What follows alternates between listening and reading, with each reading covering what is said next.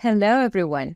Welcome back to Atis Conflict Studio, where we try to manage conflicts.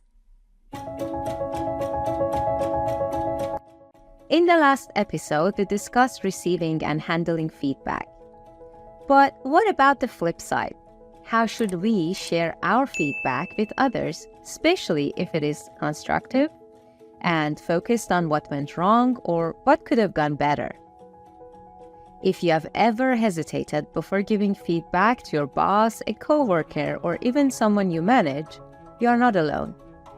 Today, we are diving into one of the trickiest workplace skills, sharing feedback with your supervisees, peers, and even more challenging, with supervisors.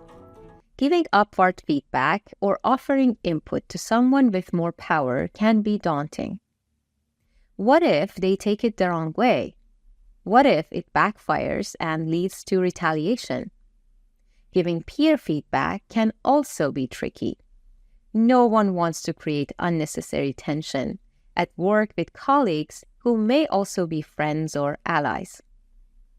But here's the thing. When done well, feedback isn't about confrontation. It's about collaboration. It builds trust, improves team dynamics, and makes the workplace better for everyone. In this episode, we'll explore why giving feedback feels so risky, break down strategies for handling different types of feedback conversations, and share real-life examples of how to navigate them smoothly. Let's go! Why giving feedback feels so risky? Why does giving feedback, especially to someone in power, feel so intimidating? There are a few reasons, such as power dynamics. Criticizing a boss feels different than critiquing a coworker. There's always a concern about overstepping boundaries. Fear of retaliation. Will speaking up make you look bad? Will it affect your career opportunities, job security, or reputation? Also, it depends on workplace culture. Some workplaces foster open dialogue, while others may interpret disagreement as insubordination. So, to some extent, it depends on the organizational norms. Lastly, emotional impact.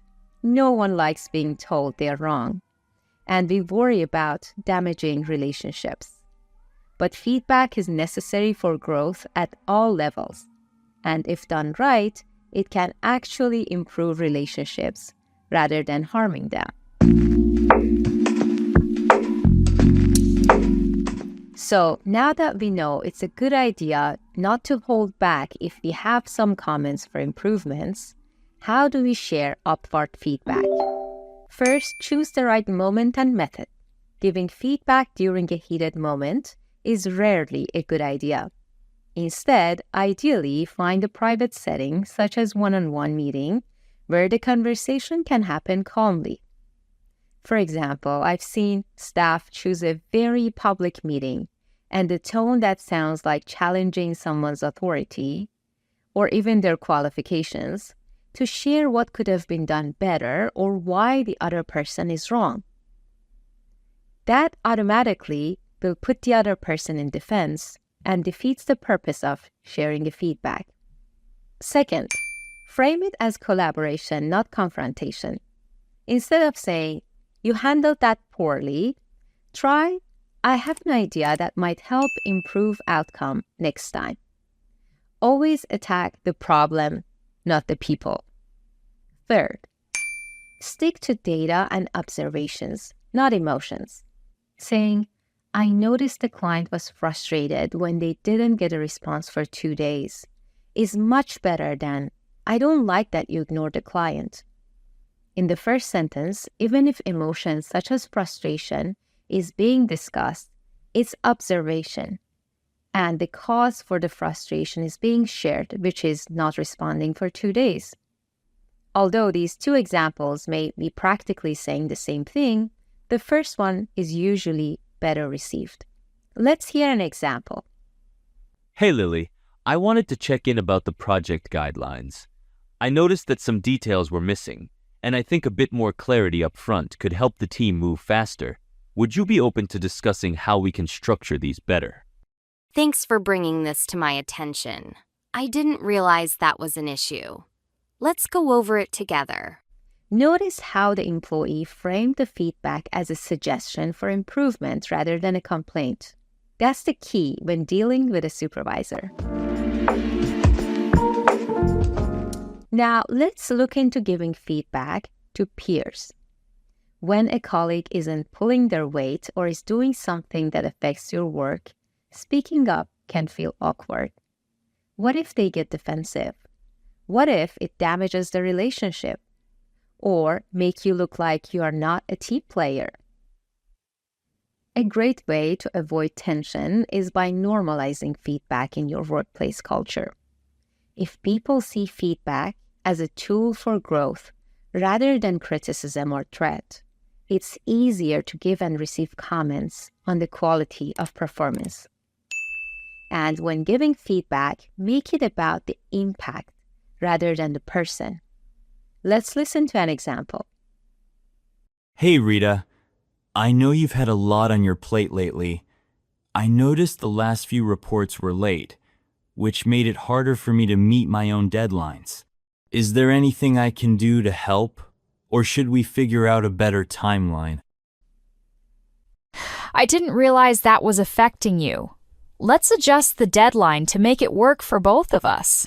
See how this avoids blame?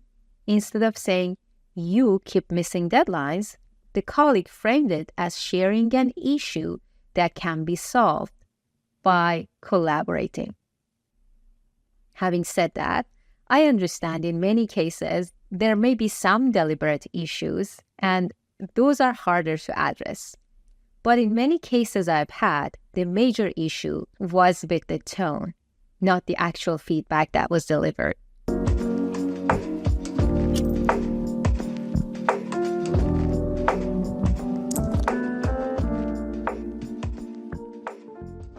Now, let's look into sharing feedback with supervisees and direct reports.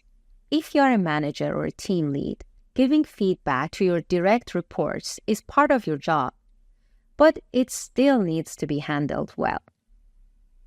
Be direct but supportive. Focus on behavior, not personality. Encourage a growth mindset. Make it clear that feedback is about improvement, not punishment. Let's listen to an example. Hey Jack, I noticed that some of your emails to clients have been very brief, and I think adding a bit more detail could improve clarity. For example, in the last response, the client had to follow up for more information. Would you be open to reviewing a few examples together? I didn't realize that. I'd love to go over it and improve. Sharing feedback in a way that encourages learning rather than defensiveness makes a huge difference. I see, for example, in a lot of organizations, performance improvement plan is shared with the staff after warnings. In those scenarios, the performance improvement plan is usually seen as creating paper trail for dismissing or firing someone, rather than actually helping them to improve their performance, even if that's the genuine intention of the manager. Lastly, regardless of whom you are sharing the feedback with, be sure to balance your input. Don't focus solely on the areas of improvement. Highlight the great work that they are doing and recognize any areas where they may have exceeded your expectations. Feeling seen, acknowledged, and appreciated fosters trust in the system. And that makes constructive criticism easier to receive and act upon. Let's see how we can change the previous scenario to incorporate this approach. A manager may say, "Hey Jack, I wanted to thank you for getting back to the clients so promptly. I'm sure it puts their mind at ease to know someone is here for them to address their concerns. Since you're doing such a great job, I thought I should share one tip based on my experiences that have been helpful in the past. I noticed that some of your emails to clients have been very brief, and I think adding a bit more detail could improve clarity. For example, in the last response, the client had to follow up for more information. Would you be open to reviewing a few examples together? This way, the staff member knows that they are being appreciated and their work is being acknowledged, and not everything is being overlooked, and the tiny mistake is not casting a shadow over all the great work that they have been doing. Now, how do we handle negative reaction to our feedback? Imagine you shared your feedback that is fair and correct, and the information is accurate, but the other party, whether it's your supervisor, supervisee, or your peer, is just not taking it well. Although you think you have a point, and although you think that something can be improved. How would we approach and respond to that negative reaction? Of course, not everyone takes feedback well.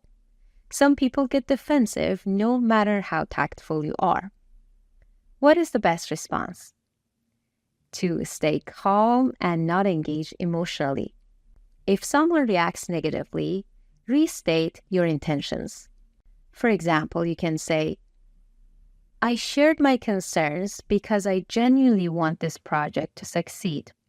Please let me know if there's a better way for me to bring up my concerns next time. I care about you and your work, and as your supervisor, I believe it's my responsibility to provide feedback that supports your growth. You put in a lot of effort, and you deserve proper guidance to continue improving and excelling in your role. This keeps the conversation professional and leaves the door open for future discussions. So, what did we learn today? Timing, tact, and tone matter when sharing feedback.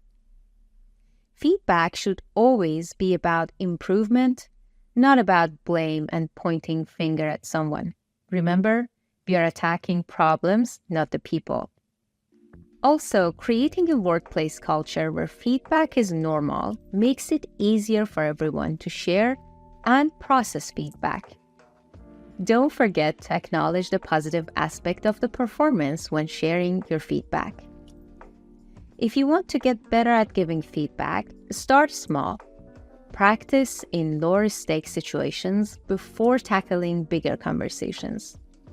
Thanks for listening. And remember, feedback is a gift. Just like any other gift, some we may love, some we might feel indifferent about, and others we may choose to pass along.